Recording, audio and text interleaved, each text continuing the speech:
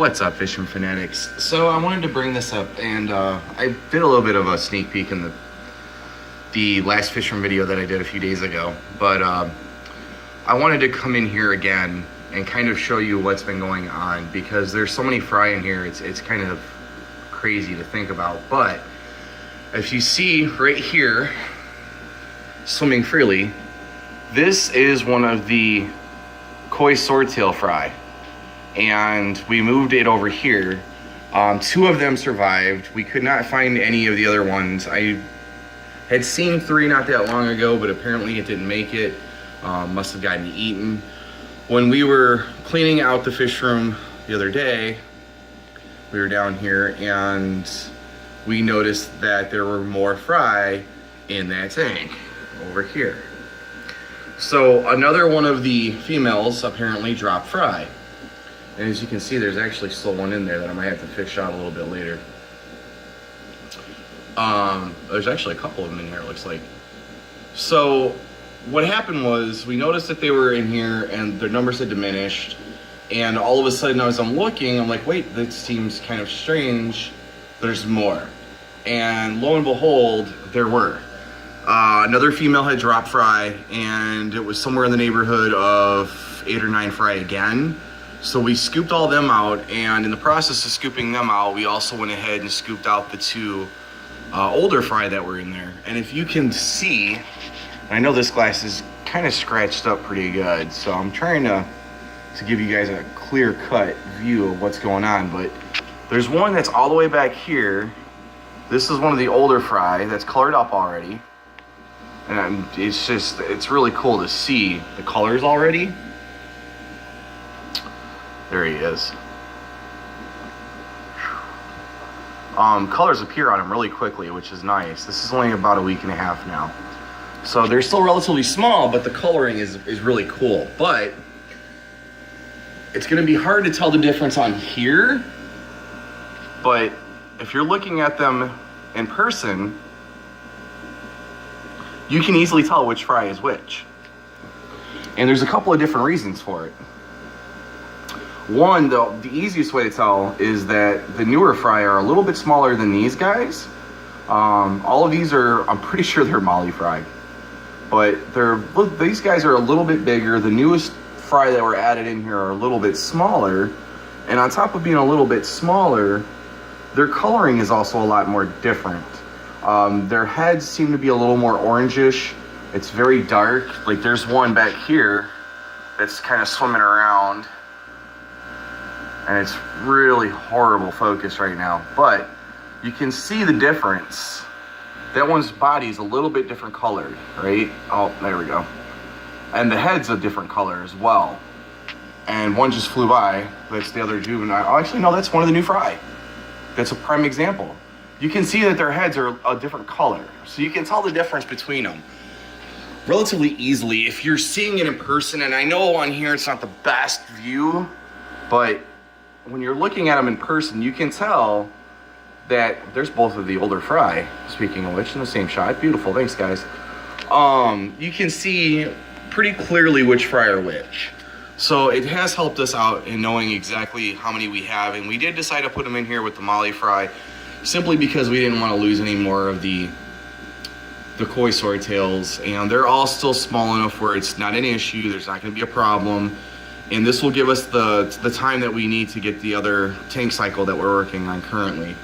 As you've seen in the previous videos, we have, I think, like 10 tanks right now that are cycling, if not more. So the plan is ultimately to use some of them as holdovers, because we're only going to be using a portion of them right now, right off the bat for shrimp.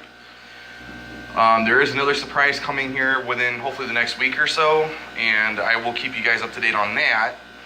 But as of right now, we're only going to be using roughly 7 or so of those tanks. So we're going to end up using one of those tanks temporarily until we get a couple more set up. I've already shown you the blank empty ones down here. These guys are going to, These guys are going to get set up so that they have a permanent home. And when these guys get a little bit bigger, they can actually go back in here with their parents. The mollies are probably going to go into a separate tank altogether because, well, they're mollies. They breed a lot. and I'd like to have them in their own home. As discussed prior, you know, these are probably going to end up going up for sale at the swaps, or, you know, maybe even online for a little bit. But the idea is to get people into the hobby, younger children that normally wouldn't see a fish such as, you know, snow white danios would be an example of something they may find attractive. But to see an angelfish, they'll say it's pretty, but when it's got a $10 or $15 price tag on it, parents are a little less likely to say, let's buy that. If you can pick up, you know, 3 of these guys for $5 when you go to a pet store and they're usually like $3 or $4 a piece, they're getting obviously more bang for their buck. They're getting a couple more fish. They're more likely to go ahead and say, here you go, here's a couple of fish. 3 mollies would do, you know, relatively well in a 10-gallon tank, so it's not a huge expense. Doesn't take a lot to set up a 10-gallon tank, and that would get them into the fish keeping hobby. So to do something that's relatively cheap and affordable for a parent to get a child excited enough to get into the hobby, and allow that to possibly lead us on to greater, you know, bigger and better things down the road in the future is awesome to me. So I know I kind of talked about price before, and I was kicking it back and forth about how much I would actually want to like get for these guys, and I think that would pretty much recoup the costs of running them, and that'd really be about it. I mean, we wouldn't really make any true money off of them, but it's that idea that you know, we could get more people in the hobby, and that's what's most exciting for me when it comes to things like this. Now, obviously, with like the koi swordtails, they're a little bit more costly. They're a little more, you know, a little bit more expensive. Those will be also going to like the shows and the stuff like that, but that's going to be, you know, more for getting money back out of it to put back into the hobby. So that's where the profit we're looking for would lie, is in something like the koi swordtails and, you know, the angels and stuff like that. But like the guppies and the mollies and, you know, even the danios that we have, or at least like the snow white danios and even the cherry barbs, things like that are pretty, that are just in your average run-of-the-mill everyday pet store. That's kind of what we're going for. We're going to try to shoot and get those available to people for a little bit cheaper than they would normally pay, just to entice more people into the hobby, because they're beautiful fish in my opinion. You know, especially the cherry barbs that we have, they're great they have great coloring to them. The snow white danios, they're, you know, all very hardy fish. They're really easy to take care of as long as you feed them and you keep their tank clean. You know, it really does wonders, and it can get somebody really excited. You know, they're beautiful to look at. They're a lot of fun. They're very active, so they're not going to be staring at a fish that doesn't swim around a lot. You know, there's a huge amount of activity with these guys. That's the goal. But I have digressed, sorry. So here's the reality of it. We're looking at all these guys in here, and there's probably close to 20 fry that are mollies, and we're probably looking at close to 10 fry in here that are the koi swordtails, and we also have another very pregnant female there that looks like she's ready to go. And there's also another one in the back right behind her that's also pretty pregnant as well. 2 of the 4 females that we've had already released their fry. We've got 2 left, which ultimately could leave us with about 30 fry, 32 fry. Now there's another one of the new fries, and you can see the head on it's orange. That's what I was talking about earlier. Whereas when you look at these guys, they're solid white, so that's a little bit of the difference. But anyways, we should have like 30 or 40 fry hopefully. Let's see if this one actually stays. There was a fry that was right on the very tip top. You could see it, but it scattered when I came up.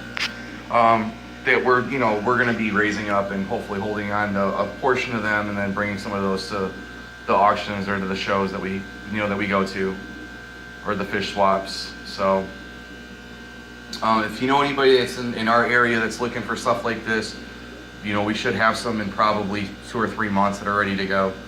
All you gotta do is just leave a comment in the section below, or even send us a message. You can reach us on here, you can reach us on Twitter. You know, feel free to leave us a message on any of them, and we'll do our best to make sure we can accommodate you and work with you on that. So that's what's going on with these guys. I don't want to run too much more into this video. I mean, I just thought it was cool to do an update on all the fry that we have in this tank now, especially since we got more, you know, koi swordtails. So that's really about it, guys. If you have any questions, comments, or concerns, as always, please drop them in the box below. Suggestions are always welcome. If you haven't already, please like, subscribe, share. Let's get some more people into the fish keeping hobby. And as always, happy fish keeping.